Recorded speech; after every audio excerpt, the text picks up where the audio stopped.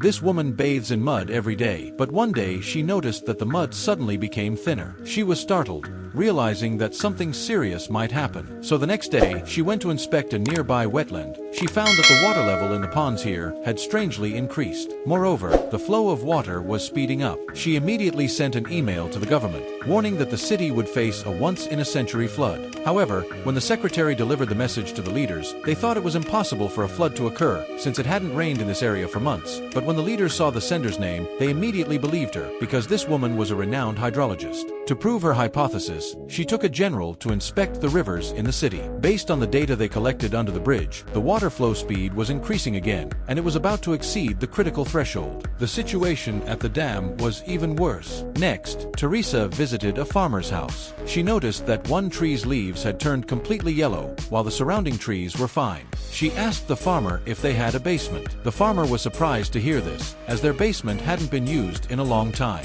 When Teresa went to the basement, she found the wall plaster peeling off, and it felt wet to the touch, but there was no river here, and nothing was dripping. Teresa realized that something was seriously wrong. She returned to the office to inform the leaders that the city would be flooded, and it would be best to evacuate the hospital in advance. However, the experts felt there was no need for such measures, believing that blowing up the dam on the tributary would redirect the water away from the city center. They then dismissed Teresa. Teresa then boarded a plane, planning to go home. When she flew over a river, she suddenly noticed that the map in her hand didn't match the route of the river. She realized that the map was printed 60 years ago. She recognized that her previous judgment had been flawed, and the problem was more serious than she had imagined.